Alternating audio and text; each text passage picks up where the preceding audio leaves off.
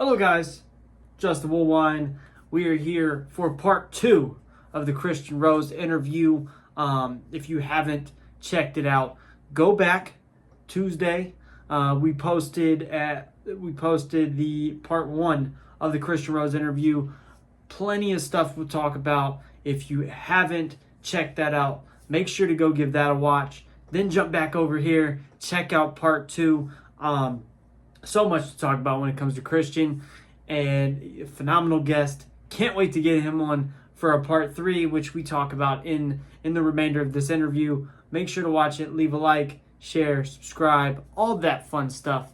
Thank you so much for watching, and enjoy the rest of the interview. Okay.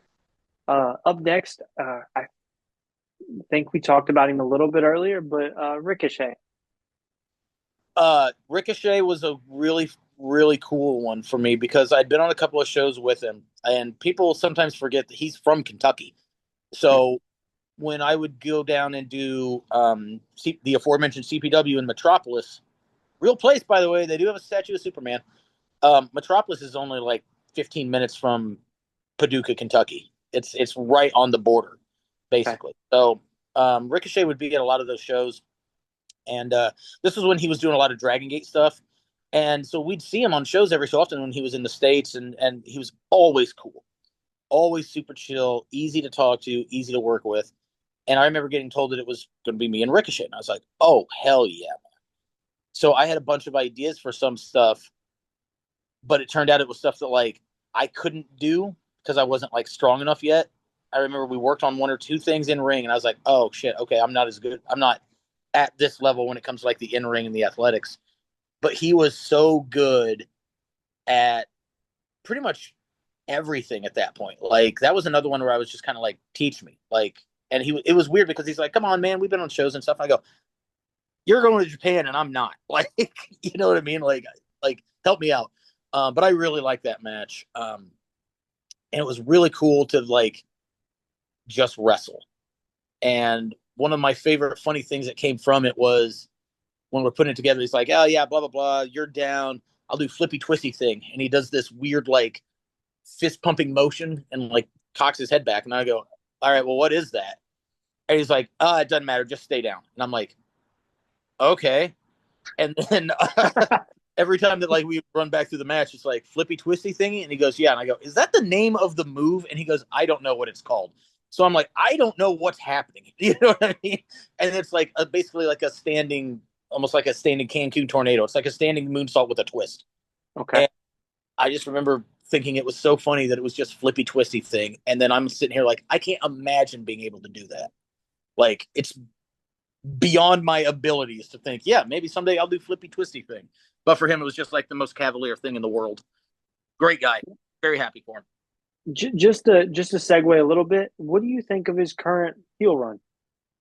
I love it, actually. It's a thing where I'm like, I'm kind of surprised that we never got a heel Ricochet in the WWE because he was there for I think a little bit longer than people want to remember. Yes. And I always kind of felt like he could have been a bit more than what he ended up being there, which I'm sure is part of why he left, which people should do. If you're not happy working somewhere, you can go Try work somewhere and be happy. You don't have to stay if you're not happy. And I wish more wrestling fans understood that. But I think that like him as a heel, there was a time where I would have thought like, no, that can't happen. Like he's too good. He's too good as a babyface, man. He does the coolest stuff in the world. Why would you ever boo him? And then now it's like, oh, now I get it. Like it makes sense. good stuff. I just wish that like they would have given him that opportunity in the WWE because it would have been fascinating to see what that would look like. Yeah, with that machine behind him. Yeah, Definitely. Um, up next on the list, number 3, I went with Kyle O'Reilly. oh, good pick. Dude, Kyle is the man. He's so like Kyle O'Reilly is one of those guys that like future generations are going to discover and look back on and wonder why he wasn't like a world champion. Like I know he was ROH champion for like a couple weeks, but like he's so unbelievably good at blurring the like shoot style of fighting into pro wrestling. Like he folds it in seamlessly. Um, he is also one of the nicest people imaginable. Like I worked with him several times, and like it was during the time period where he was like blowing up for Ring of Honor and whatnot. And I'm very cognizant of who I am and what I am. He always remembered me. He remembered my stuff every time that we would have matches, and was just always very kind and just a joy to work with. Never said like I would pitch ideas and he'd be like, "Yeah, man, that's great. Let's do that, and then we'll do this." Like I'm so glad that he's having the success and everything that he is right now.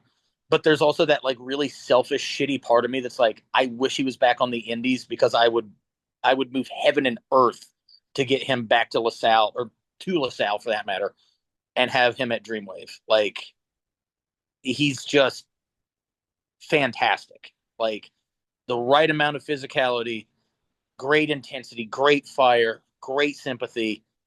He's versatile. He's funny. He can talk. Like, just yeah, man. That guy is just criminally underrated and underutilized everywhere he's ever been. I think my favorite, I don't want to say my favorite part about O'Reilly, but one of my favorite parts about O'Reilly is his ability to sell. It's One amazing. of the best. One of the best. Like I know like people throw Shawn Michaels or Dolph Ziggler or those names out there, but Kyle O'Reilly, I think honestly deserves to be on that list of greatest sellers. When he is doing very much like Toshiaki Kawada style selling, like the thing where like he'd get hit in NXT and just do the fire up, the fighting spear, and then fall down without I doing anything. loved it. It's so good. Him getting bipped by somebody on the floor, crawling up the apron, walking down the apron, and then just falling down. I was, I was watching it doing like the Leo DiCaprio meme where it's the, hey, Kawada. I know what you're doing. You're doing Kawada, but it didn't matter because he made it so good, and nobody else was doing that. Exactly. Like he's different. Yeah, And I think you're right, criminally underrated. yeah. He had a match with Balor in NXT towards the end of the pandemic. Just a ripper of a match, man. God damn, it was good. I want to say that era of Balor, also that 2019, 2020 pandemic era Balor is probably the best version we've seen in WWE. Right, and it's going to get forgotten about because it was during like the worst time period. Yes. But I mean, his matches with Damian Priest or O'Reilly or Riddle, Yep. he had some like with the Velveteen Dream, just they're all excellent. Yeah. Like, I underrated as well. um, up next on the list, number 4, I got Matt Hardy. Oh man, so this was the first like real big one. Um, so backstory on the match. At this point, this probably happens. The start of this story probably happens just after the match with me and Cabana because I think that was in the summer of 2012. So a couple shows go by, and Dreamwave announces because they used to have one guest per show, and then it became a little bit more, and whatever. But they announce their next 3 guests in a row, and it was Rikishi, Billy Gunn, and Matt Hardy in that order. So it was like October was Rikishi, November was Billy Gunn, December was Matt Hardy, and I was like, that's cool. You don't see that from a lot of like independents, announcing stuff that far in advance. Didn't say what they were doing, just said these are the guests, right? So I was like, okay, that's cool. And at this point, I'm like, okay, I'm coming up on, 10 months or 8, 9 months here. I'm undefeated.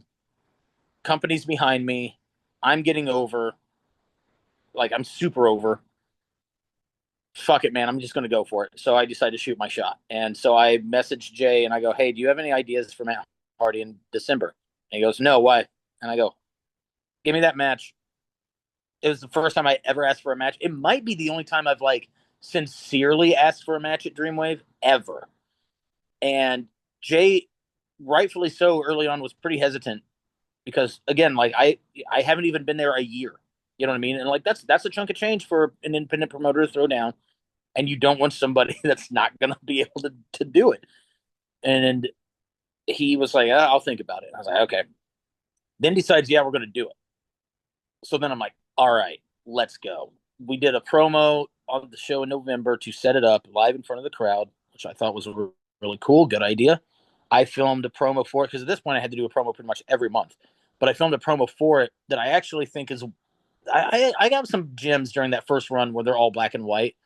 I remember I referenced Florence and the Machine during that one, and like maybe 2 people caught it because I was like really into Florence and the Machine at the time. Matt Hardy posted a promo as a response. And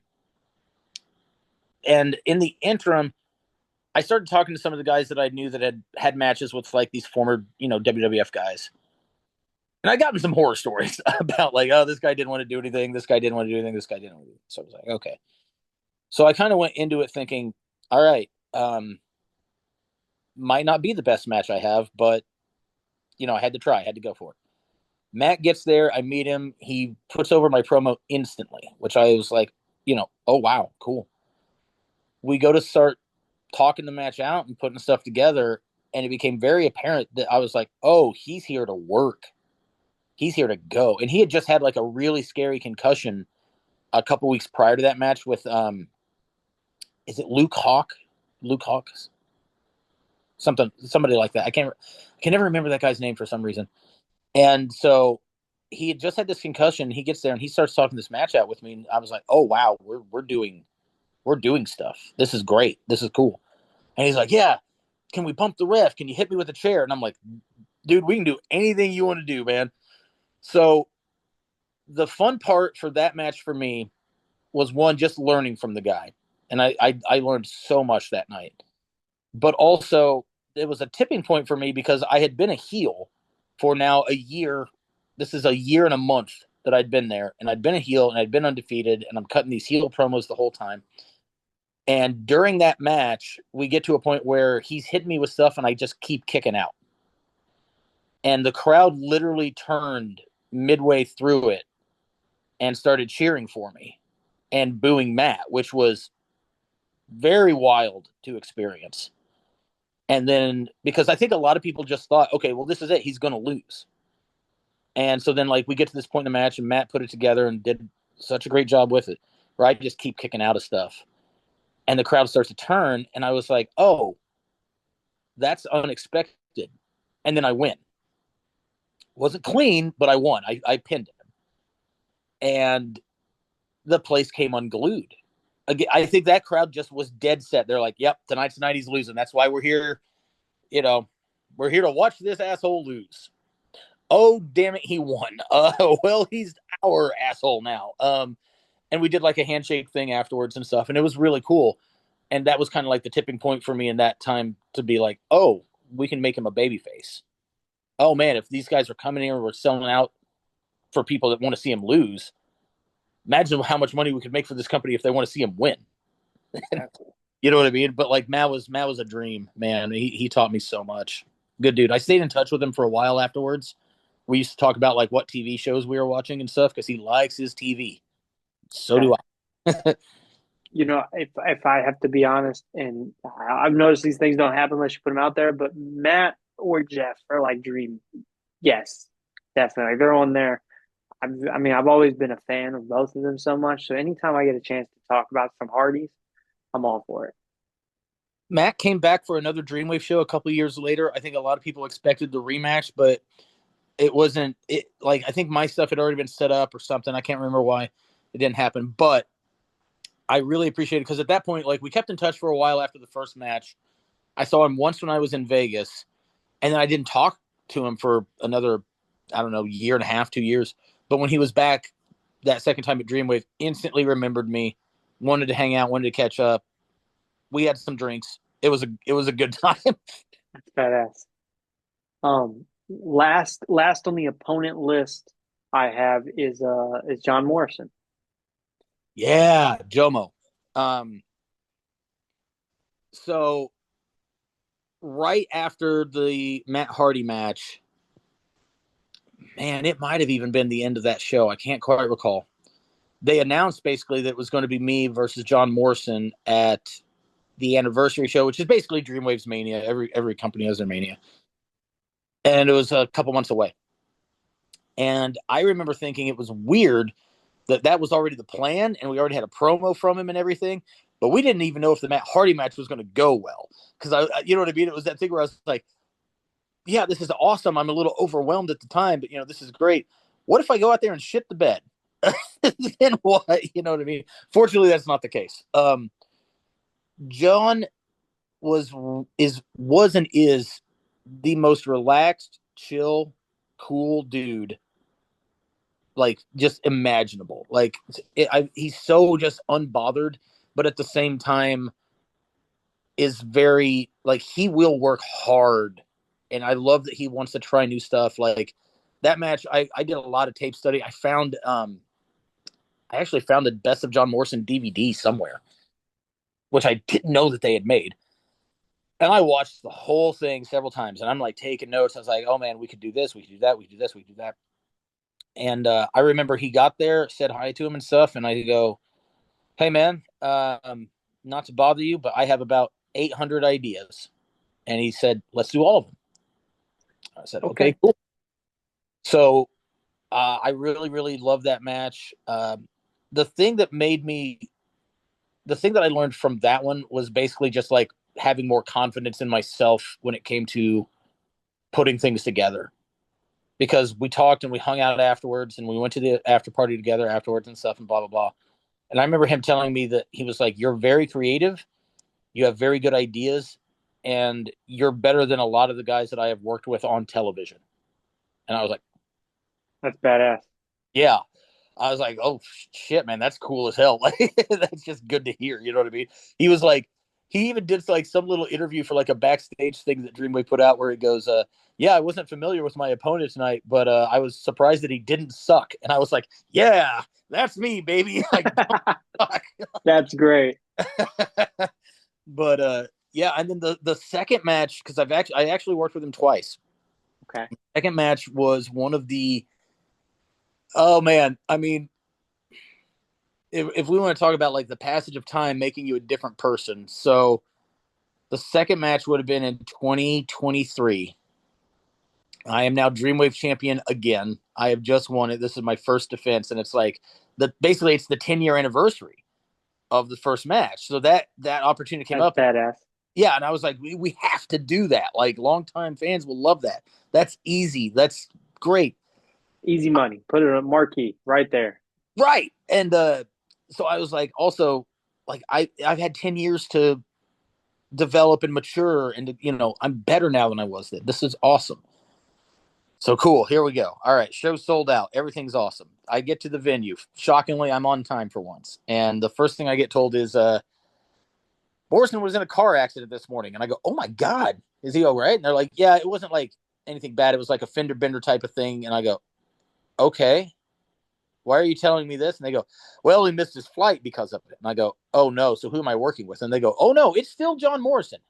And I'm like, what? And they go, yeah, he got on a later flight. And I'm like, from California, from Los Angeles, he's got to get to LaSalle from one LA to another.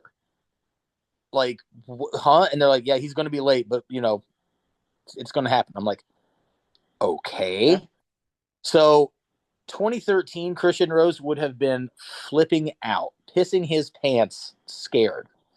2023, Christian Rose was just kind of like, all right, figure it out of my hands. There's nothing I can do. So the show starts. They added the pre-show to the main card to give it like more time. And in all fairness, this did get announced. Like, they did put it on social media. They're like, he will be here. They added pictures of the car just to make sure that, people understood. Like, and understood. He will be here. We appreciate your kindness, your patience, blah, blah. I'm like, all right, cool. So they moved the pre-show into the main card, and they told there was a tag match on the card that was a hardcore something. It was like Mike Hartbauer and Mike Bennett against Mance Warner and Manders, one called Manders. And they're like, yeah, you guys can take as much time as you want because, we have to eat up the clock until Morrison gets here. And the whole night, I'm just kind of like, it's fine. It's chill. Everything's okay. Show starts, and I'm like, yeah, it's all good. First couple matches in, and I'm like, yeah, everything's fine.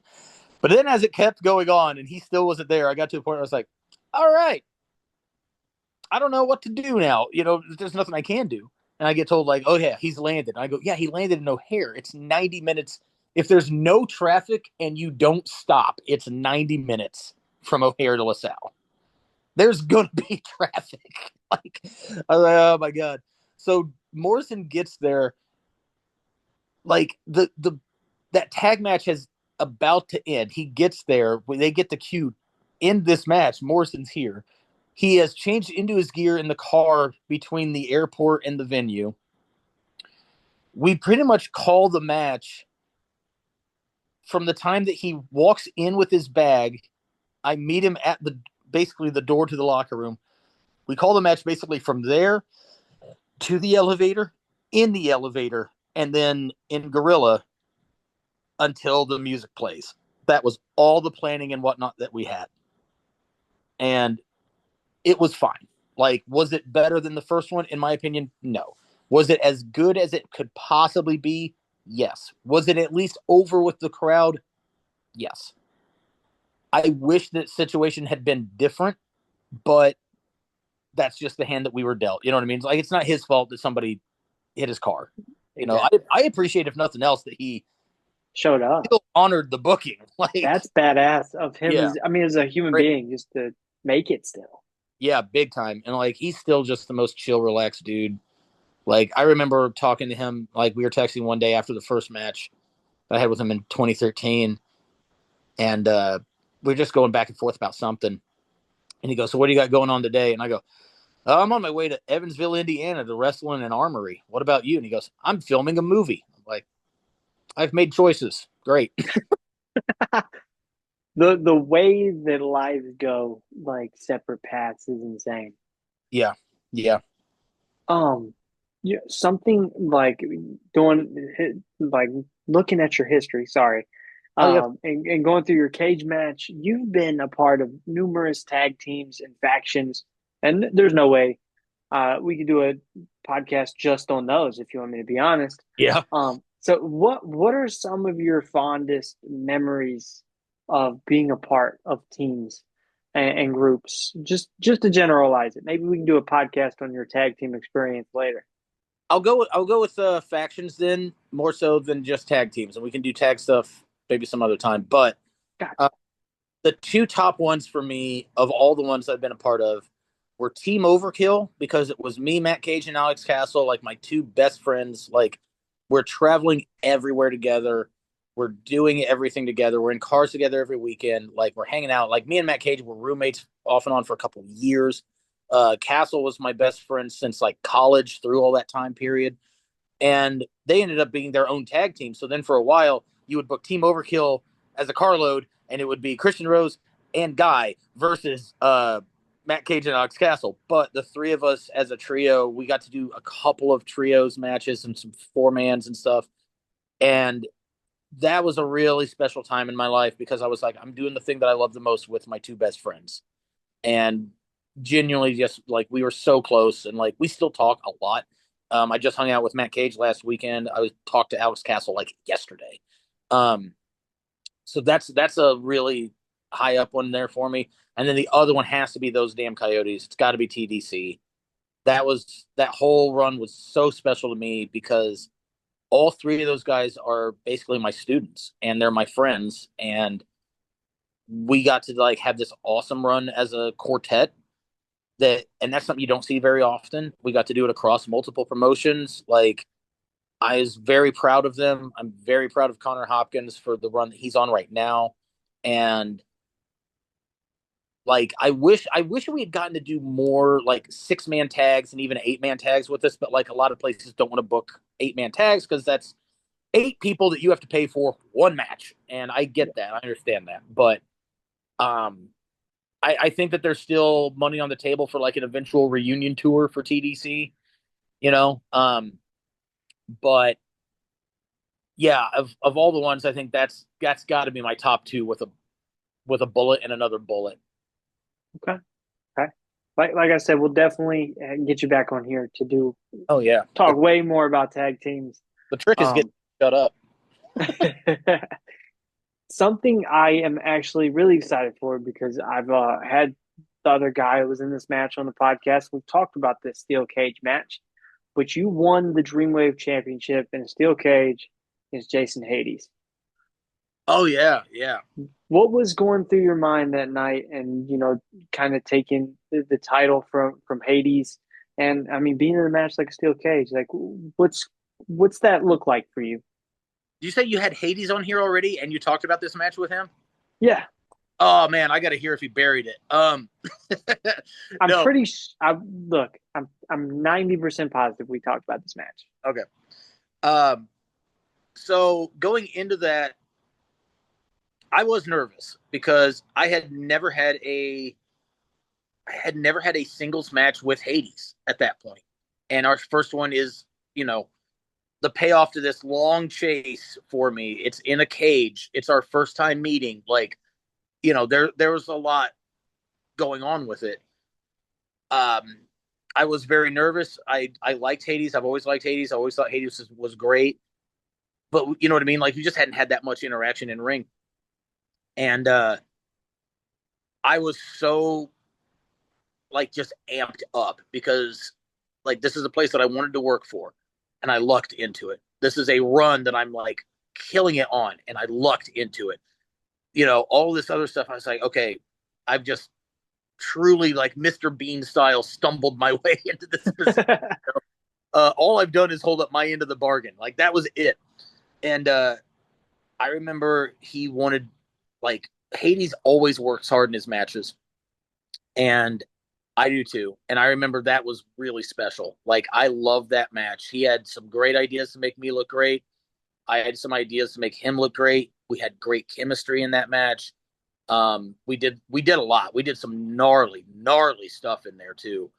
Um, and we had shenanigans. Ryland Fox is managing him. He gets involved. There's, all kinds of just insanity happening. And for me, there's two things that I really, really remember about that match, like very clearly. One, I remember the reaction to me getting the win.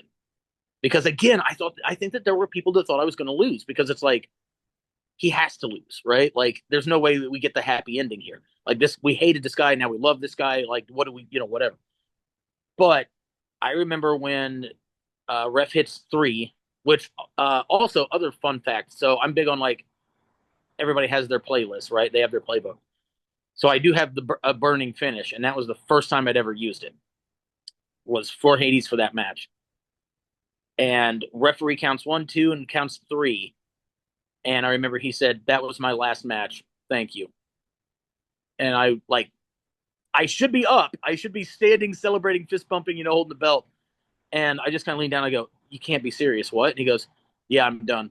Thank you." And I was like, "Oh my!" Like, you know what I mean? Like, just overwhelmed is the best way I can describe it, but it honestly doesn't do it justice. Because I like at that point that's the peak of my professional career. The place is coming unglued. Like, I I know what I just heard. So evidently he didn't, as I understand it, he didn't tell anybody until that, and then he was pretty much out of the game for several years. Like, which I always think it's funny, and this is not like a judgment on him or anybody, but whenever somebody says like, "Oh yeah, I'm retiring," I'm done. Brother, it's Hotel California. You can check out anytime you like. You never leave. You'll come back. And I'm glad that Hades is doing stuff again. Like, very, very happy about that. But yeah, that was a really special night for me, and it was in that moment just very overwhelming. I remember I got to get on the mic and do a live promo afterwards, and I talked about how like at one point in my life I was very close to being an amputee, and I remember a doctor telling me that I would not wrestle again, and I was like, I wish he was here. Like if I could go back in time and have the ability to find that doctor and have him flown to LaSalle and given a front row seat, I would have done anything to make that happen. You know what I mean? Just and honestly, just out of pure spite and pettiness, not even as a "Hey, I showed you" type of thing, but as a "I showed you" type of thing. Okay. But yeah, that was a great night. You know, Hades, just to put him over a little bit more, he's somebody, I'll be honest, when I started podcasting, I had no clue who Jason Hades was. Yeah. And I started going, does a lot of the behind the scenes stuff for Chicago Style Wrestling now. And I talked to Axel Rico. Axel Rico had me go to a CSW show, and everybody kept saying Hades, Hades. You got to talk to Hades, and I was like, "Who's this man behind the curtain that I don't know who it is?" And finally, I just messaged him. I think he liked one of my posts from I had a guy on here, and I messaged him. I talked to him, and he was like, "Yeah, I'll do the podcast." And I haven't seen him on a lot of podcasts at all. And to this point, I'd still never even seen what he looked like. Right. Nothing. I have no clue. It's like the whole Wizard of Oz thing, guy behind the curtain, you don't know who it is. And it was the Friday before I recorded it that I met him in person. I was like, I can't wait to do this podcast. And just all the gems that Hades leaves or has left in his career, it's just crazy that he's not still doing it. Right. If that makes sense. Me and him had a rematch back in October of 23. Not in the cage. It was just a normal match at Dreamwave, and that match is one of the best matches I've had, like bar none. I really highly recommend it. It was a show where we had Bret Hart was there as the guest, but I remember several people afterwards coming up to me, and a few still do, and they're like, that was a legit barn burner. Like, that was a ripper of a match. And also, Hades, if you're listening to the show, book me at CSW. But yeah, just good dude, a tremendous professional wrestler.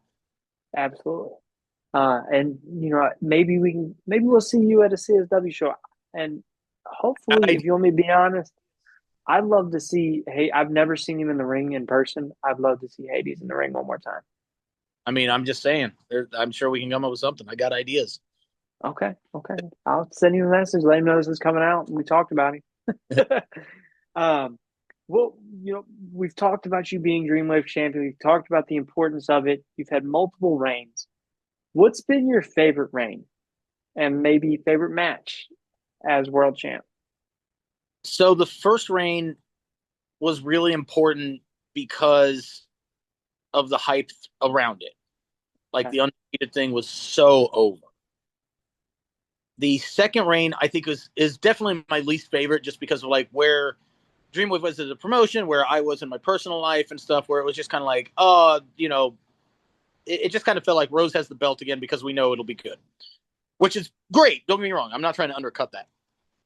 But it was just kind of I just kind of felt like I was holding on to it until Ali actually was the one that beat me that second time.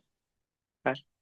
So if I'm ranking the reigns, it's actually going to go third title reign, first title reign, second one is the bottom of the list. I love the third title reign. I love the TDC run, as I just want to call it, because I was just having really good matches with a lot of different people, and was just kind of like the tent pole for the promotion during that run. Like, TDC was massively over. Like, we involved Earl Hebner in my matches, like, stuff like that, where it's just like, what? It's so insane for an independent to be able to just do this stuff. But I also appreciated that at that point, Jay me and Jay have a really, really great relationship. We always have. And now he knows that, like, I don't want to fight about like creative stuff. I don't want to fight about booking stuff. I used to. When I was younger, I would like dig my heels and be like, no, it's got to be like this and perfect for the nuance and the inane minutia, And now I'm much more like, I will make this work. Whatever you have for me, I will make it work. And he knows that. So that TDC run with the belt was really, really important to me, because I was basically like quarterbacking the promotion while we're starting another sister promotion, no pun intended, with Uprising, and we're introducing new people and new divisions and stuff. And it was always, Rose has the belt. Here's the match. We know it'll be good. And I got a lot of opportunities to work with cool people during it. And I've got the Coyotes with me at that point. So it's like, I have my friends. Like, everything for me on that one was clicking. My favorite match of any of these title runs, though, is actually probably when my first title run ended, which was also the end then of the undefeated streak, and that was me versus Matt Cage, because he's basically my best friend, probably my greatest like rival in ring, my best tag partner. We told a great story. We actually folded in some lore that we had stuck to from other promotions into the Dreamwave story, which I was big on. And the electricity in that night was just at a fever pitch. And we also did not have an actual finish plan. Like, we were not told an actual finish until about the time that the show started, because it hadn't been decided yet if I was going to lose or not. We built it to where it could go either way.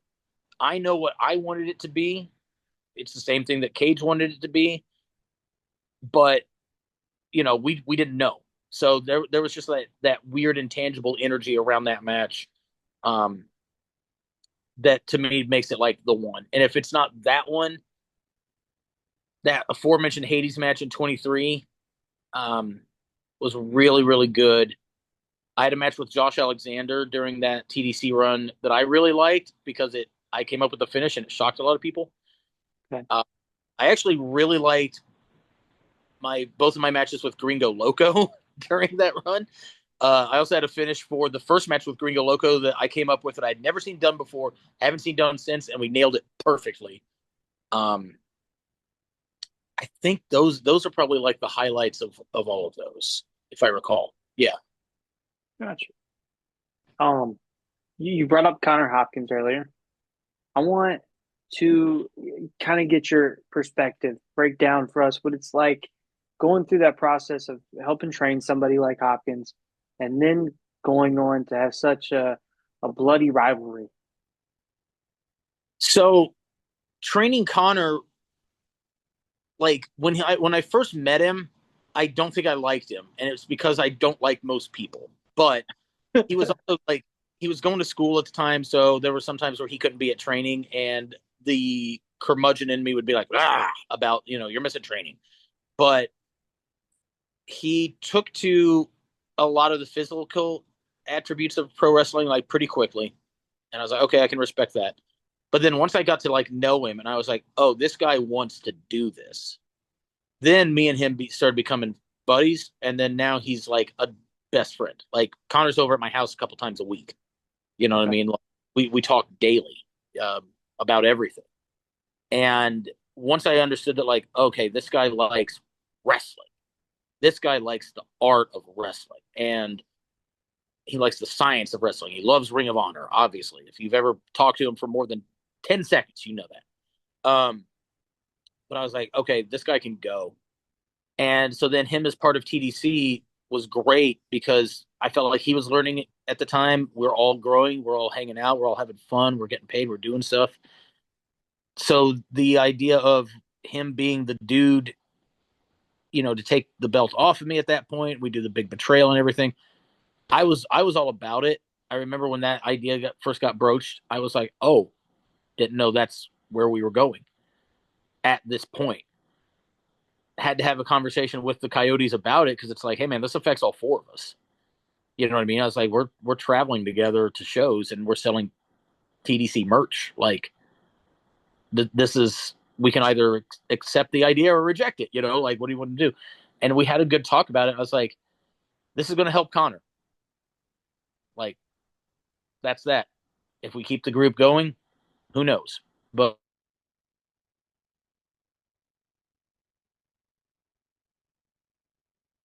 Did I lose you?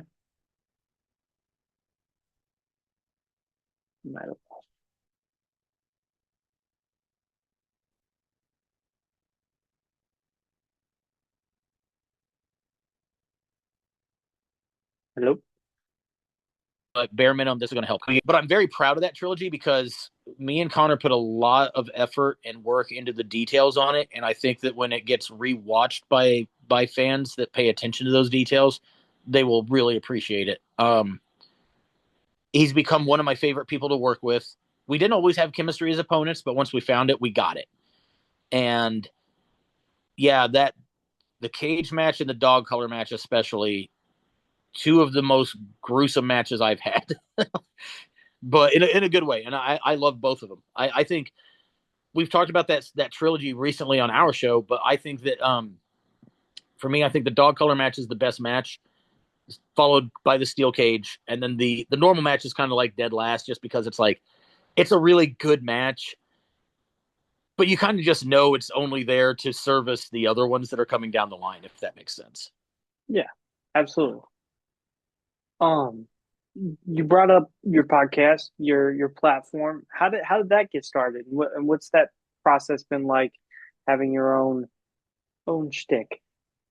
So way back in 2020, when everyone's favorite year, nothing Yeah, bad going on in it's the 2020. best year ever. Yeah, dude, was just great. Nothing disastrous. Myself and Damian Deschain, also of TDC. Basically, what happened was one night we were coming home from training. He had drove that night because he lives in the same area as I do, and he wanted to grab something to eat, so we pull into a McDonald's drive-through. And unbeknownst to me, or maybe I do know that he was doing this, I can't even remember. I did know, because we were like, this is funny, we should send it to our friends. We were in this drive-through for probably genuinely a half hour. Like, to this day, I'll never understand what happened that caused this. But we're in this drive-through, and he puts his phone up on the dash and starts recording us just sitting there miserable in this car talking. And I was like, burying the people in front of me, and I only referred to them as Toyota Avalon because that's just what the car was or whatever. And so then, like, we get done, we send this video to a bunch of our friends. They're like, man, this is hilarious. And we're like, we should do a podcast. And I had been on a podcast for promotion I was working for, St. Louis Anarchy. And there were a bunch of people that responded to it. And they're like, man, Rose can talk, man. He should have his own show. And I was like, well, maybe. And then 2020 is happening, and me and Deschain are like, we're bored. There's not much to do right now. So we decided, okay, screw it. So I was like, what do you need for this to happen? Because I don't know anything about technology. And he goes, just a microphone. And I was like, all right, cool. Because he had a PC at the time that he could carry around. So I gave him some money and was like, go buy a microphone. Let's do it. So we came up with the idea for the format of the show. It's called What Are We Even Doing? And basically I was like, I want to structure the show around like a wrestling show, where it would be, we would do like news, and it was called the opening promo, because you got to have that opening promo train. Welcome to Monday Night Raw, baby. We kind of got away from that, but basically then we would have, what have we watched recently, wrestling wise? That's the undercard. Okay. And we'd have the main event would be the topic of the day. And the rules would basically be, we'd pick a show, we'd watch it independently of each other, take notes, formulate our own opinions, and then just discuss it on the podcast. We've evolved it slightly since then, in the sense that, like, we don't do news anymore because we never know when we're going to put episodes out. But we always do an undercard. We always ring the opening bell, which is us cracking cans open at the same time. And the main event is always just the topic of the show. And we've done some other like side episodes where it's about movies, and we've done a couple interviews, and we've done, just some spin-off episodes, but that's basically the format of it. And it's really cool. We have a Patreon. There's people that do listen to the show, which is great. Whenever you get recognized for a podcast, I'm sure you know this, it just makes you feel good, because you always feels really good. You just assume that nobody cares, nobody's listening. Yes. But I was literally at a merch table a couple shows ago and had some total strangers say, man, we love the podcast. And I was like, dude, it's the most unprofessional shit ever. Like, it's just us sitting in a basement drinking and smoking and talking about wrestling. And, well, that's what we like about it, is that it's just natural. Absolutely.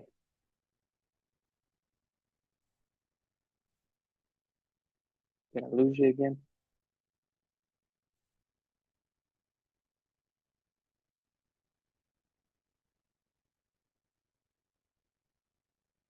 I might have lost you.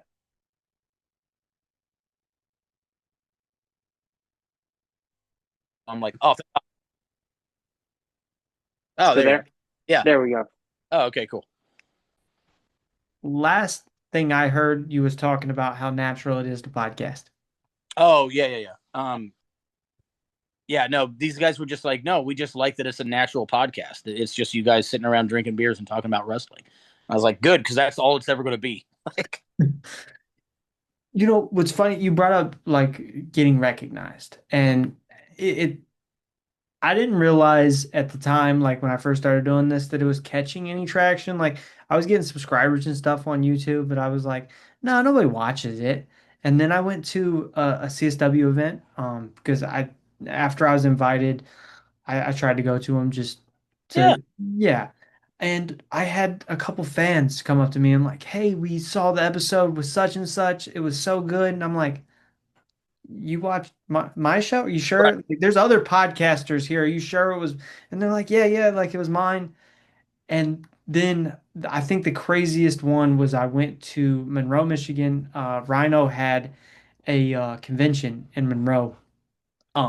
First like convention he put on. Yeah, And I'd interview some of the guys that were there, but I actually had like several of the like fans or guests in attendance coming to me like, "Hey, are you the guy that does the I Love Wrestling podcast or whatever?" I'm like, "Yeah." And they're like, "Can we get a picture?" I'm dude, like, that's awesome. "What?" With Right. my dad was like, take the damn picture. Like, what are you doing?" And I was like, okay. Like, and it just completely threw me off. And I still don't get used to it. Like, it's still weird seeing people like, yeah, we have like we watch this, we keep up with it. I'm like, it's unprofessional. I just get on and talk to wrestlers about wrestling. Like, it's not that big of a deal. And This then they're like, it just blows me away every time. It's insane. That's great. Um, One last question, then I'll let you go. I just want to say before I get to it, it's been a great conversation. Yeah, Thank you. I can't believe it's gone this long. Thank you Oh so God. much. Um, what's some of your goals for the rest of 2025? We're halfway through the year. It's always fun to set a goal. Like where does Christian Rose want to be at the end of December? So my goals in wrestling, all but one, have pretty much been hit, and that's fine. I've made complete peace with that. My goals now are basically I just want to maintain my health. I want to be good at what I do. I want to continue to work shows, and I want to help other people. The first couple of years that I was wrestling, I didn't have somebody to help me. I didn't have somebody to travel with me. I didn't have somebody to like talk to me at shows and be like, "Hey, this is what was right. This is what was wrong." So my goals now are just kind of like I want to focus on making Dreamwave even bigger and better. We're firing on all cylinders right now. I'd like to travel a little bit. Like I kind of dialed my schedule back, but there's places that I would like to go and work for. CSW being one of them. Hades. Um, but like I kind of just want to help other people get better. That's the big thing for me. Like not just for the rest of the year, but like moving forward, because my first match was in March of '06.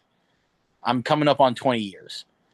I'm not delusional. I'm realistic. That's a long time to be a wrestler on the independents. I'm not quitting. I'm not retiring. I'm not ever going to do that bit. But I understand that the end of my time in ring is a lot closer than it was before. And it only gets closer, right? The clock never yields. The clock is undefeated. So my biggest thing going forward is I just want to help the places that I can help. I want to help Zow Alive. I want to help Homegrown Wrestling. I want to help Destination 6. I want to help Dreamwave. And anybody else that wants to like bring me in and book me for something, I want to help the people that I'm there to work with. I wrestle off and on for Magnum Wrestling out in Omaha. I got to do a 3-match series with a guy out there recently, and they were like, "Hey, we want him to like, he's over. We want him to get really over." And I was like, "Give me 3 shows and a little bit of pull in what we do, and I'll do it." And they were like, "Yeah, absolutely." And we did it. It was great. It was a good series of matches. Awesome finish at the end. Like it was fun and it was good stuff, and it helped that guy out. So that's all I really want to do. Okay, I love it. It sounds like you're just in the spirit of loving wrestling, man. Yeah, that's the name of the show. Christian, thank you so much. Like I said before, um, I often do this, but if you ever want to come on for part two, I know we already talked about it. It's already kind of booked, it seems like. Yeah, I'd love to have you for a part two. absolutely, dude. 100%. We did it also at the beginning of the show, but just in case they missed it, we want to shout out the socials one more time. Oh yeah. Instagram at Wrestling Coyote. Facebook is Christian Rose. Snapchat is Bitter Lunatic. And check out my podcast called What Are We Even Doing? Available on Spotify, Apple, all that other good jazz. I'm not the tech guy. And we do have a Patreon, too, that I'm pretty sure we plug at some point on the show, but you'll find it. You guys are smart. The internet is endless. So Exactly. Christian, I'm just going to leave this off